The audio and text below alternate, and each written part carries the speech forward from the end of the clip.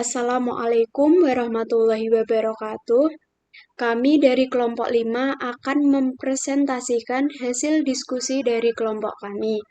Sebelumnya, saya akan memperkenalkan nama anggota dari kelompok 5. Yang pertama, yaitu saya, Nailul Muna, NIM 2019-33142. Yang kedua, yaitu Rahmat, NIM 2019-33165. Yang ketiga yaitu Moti Dwi Isjayanti NIM 2019-33168. Di sini kami membahas model pembelajaran yaitu model pembelajaran problem posing. Definisi model pembelajaran problem posing. Menurut Suyatno, tahun 2009 menjelaskan bahwa problem posing merupakan istilah dalam bahasa Inggris yang artinya merumuskan masalah atau membuat masalah.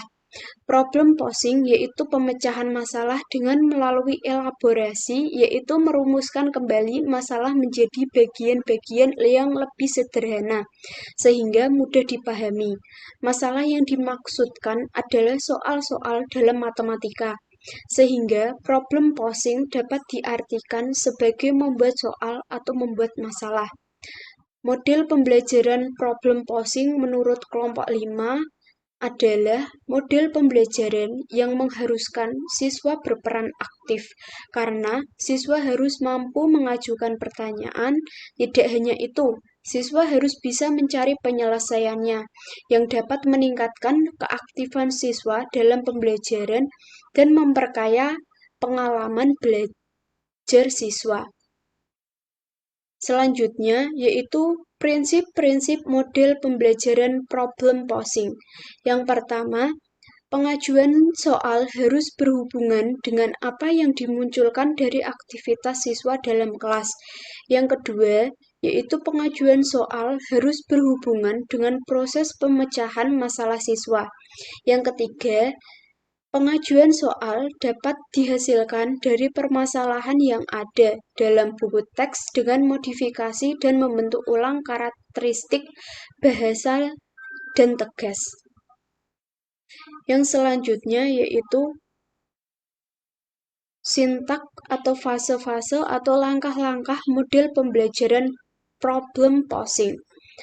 Menurut Brown dan Walker, accepting and challenging, dengan pendapat Hamzah dan Upu, langkah-langkah model pembelajaran problem posing yaitu yang pertama, persiapan. Penyampaian tujuan pembelajaran dan menggali pengetahuan awal siswa. Yang kedua, yaitu pemahaman. Pemahaman yaitu penjelasan singkat guru tentang materi yang akan dipelajari siswa. Yang ketiga, yaitu situasi masalah. Situasi masalah yaitu pemberian situasi masalah atau informasi terbuka pada siswa. Situasi masalah dapat berupa studi kasus atau informasi terbuka berupa teks dan gambar. Yang keempat, yaitu pengajuan masalah. Siswa mengajukan pertanyaan dari situasi masalah atau informasi terbuka yang diberikan guru. Yang kelima, yaitu pemecahan masalah. Siswa memberikan jawaban atau penyelesaian dari pertanyaan yang telah diajukan oleh siswa. Yang keenam, yaitu verifikasi. Verifikasi yaitu mengecek pemahaman siswa terhadap materi yang dipelajari. Selanjutnya, yaitu kegiatan guru dan siswa. Sintak problem posing, persiapan. Yang pertama yaitu persiapan.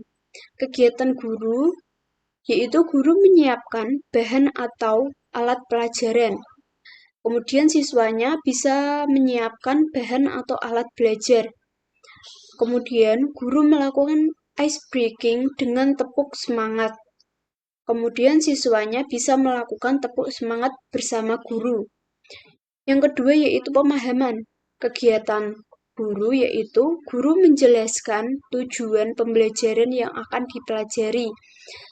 Kegiatan siswanya yaitu siswa memahami tujuan pembelajaran tersebut. Selanjutnya, guru menjelaskan materi pembelajaran.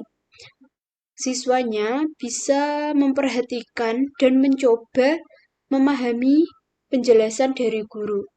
Yang ketiga yaitu situasi masalah. Kegiatan guru yaitu guru memberikan contoh cara membuat atau mengajukan soal dan guru memberikan kesempatan siswa untuk bertanya. Kegiatan siswanya yaitu siswa memperhatikan dan menyiapkan pertanyaan yang akan ditanyakan kepada guru. Sintak problem posing yang keempat yaitu pengajuan masalah. Kegiatan gurunya yaitu guru memberikan kesempatan kepada siswa untuk membuat soal sebanyak mungkin dari situasi yang diberikan. Kegiatan siswanya yaitu siswa melakukan kegiatan merumuskan soal berdasarkan situasi yang diberikan. Yang selanjutnya yaitu guru memberikan kesempatan lagi agar siswa mengajukan soal sesuai dengan informasi yang diberikan. Tetapi, situasi yang diberikan harus berbeda dengan situasi sebelumnya, yaitu dengan memberikan pertanyaan kepada temannya. Kegiatan siswanya yaitu siswa membuat soal sesuai dengan situasi yang diberikan dan mendiskusikan dengan teman-temannya. Yang kelima, yaitu pemecahan masalah. Kegiatan guru, yaitu guru mempersilahkan siswa menyelesaikan soal yang dibuatnya sendiri. Kemudian, siswa bisa menjawab pertanyaan dengan soal yang mereka jawab sendiri. Selanjutnya, kegiatan guru, yaitu guru mempersilahkan siswa untuk menyelesaikan soal yang dibuat temannya. Kemudian, siswa bisa menjawab pertanyaan dengan soal yang mereka jawab sendiri. Yang terakhir yaitu sintaks verifikasi. Kegiatan gurunya yaitu guru memberikan PR untuk mengecek pemahaman siswa tentang materi yang sudah dipelajari. Kegiatan siswanya yaitu siswa menulis PR yang diberikan guru dan mengerjakannya di rumah. Karakteristik model pembelajaran problem posing. Dalam mencari pemecahan masalah, tidak harus didapatkan satu solusi. Seorang guru harus melatih siswa untuk mencari kemungkinan solusi yang lain dengan mengembangkan konsekuensi yang diterima jika mereka mengambil salah satu solusi masalah tersebut. Dalam pembelajaran problem posing, masalah yang diajukan tidak harus baru. Hal tersebut juga menyangkut pembentukan kembali dari permasalahan yang telah ada atau pembentuk masalah dari masalah yang telah ada atau bahkan pembentuk masalah yang telah diperoleh solusinya. Keterlibatan siswa untuk turut belajar dengan cara menerapkan model pembelajaran problem posing merupakan salah satu indikator keefektifan belajar. Siswa tidak hanya menerima materi dari guru, melainkan siswa juga berusaha menggali dan mengembangkan sendiri. Jadi, dalam model pembelajaran problem posing ini tidak hanya dapat meningkatkan kreativitas siswa, tetapi juga hasil belajar yang baik. Silver dan Chai telah mengklasifikasi problem posing menjadi 3 bagian yaitu pre-solution, yang kedua during atau within solution, yang ketiga after problem posing atau post-solution. Kelebihan model pembelajaran problem posing: membantu siswa dalam mengembangkan keyakinan dan kesukaan terhadap matematika. Sebab ide-ide matematika siswa dicoba untuk memahami masalah yang sedang dikerjakan dan dapat meningkatkan performanya dalam pemecahan masalah. Yang kedua, merupakan tugas kegiatan yang mengarah pada sikap kritis dan kreatif. Yang ketiga, mempunyai pengaruh positif terhadap kemampuan memecahkan masalah dan sikap siswa terhadap matematika. Yang keempat, dapat mempromosikan sikap inquiry dan membentuk pikiran yang berkembang dan fleksibel. Yang kelima, mendorong siswa untuk lebih bertanggung jawab dalam belajar. Yang keenam, berguna untuk mengetahui kesalahan atau miskonsepsi siswa. Yang ketujuh, mempertinggi kemampuan pemecahan masalah peserta didik, sebab pengajuan masalah memberikan penguatan dan memperkaya konsep-konsep dasar. Yang kedelapan, menghilangkan kesan keseraman dan kekunoan dalam belajar.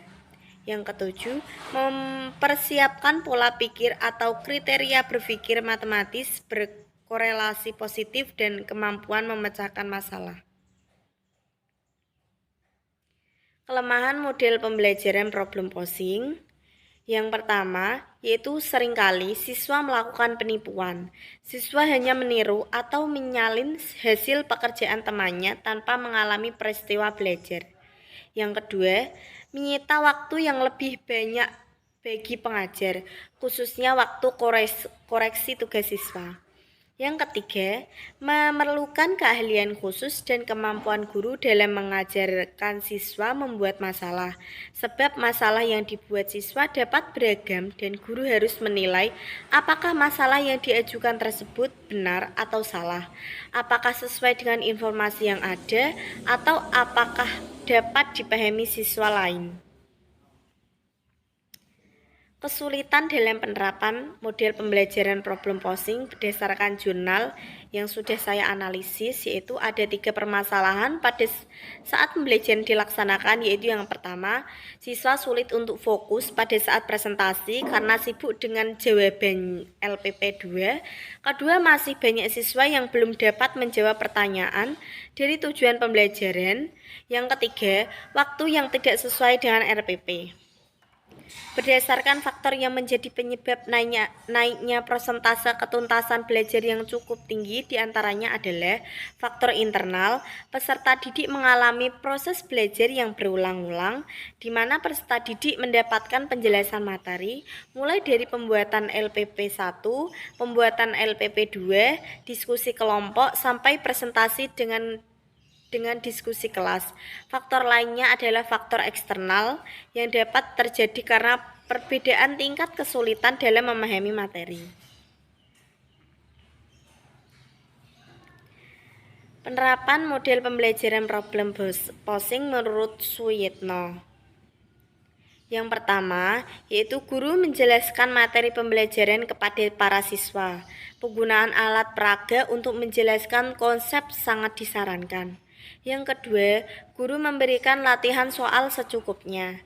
Yang ketiga, siswa diminta untuk mengajukan 1 atau 2 buah soal yang menantang dan siswa yang bersangkutan harus mampu menyelesaikan tugas ini dapat pula dilakukan secara kelompok. Yang keempat, pada pertemuan berikutnya, secara acak, guru menyuruh siswa untuk menyajikan soal temuannya di depan kelas. Dalam hal ini, guru dapat menentukan siswa secara selektif berdasarkan bobot soal yang diajukan oleh siswa. Yang kelima, guru memberikan tugas rumah secara individual. Terima kasih. Sekian presentasi dari kelompok kami. Kurang lebihnya mohon maaf. Wassalamualaikum warahmatullahi wabarakatuh.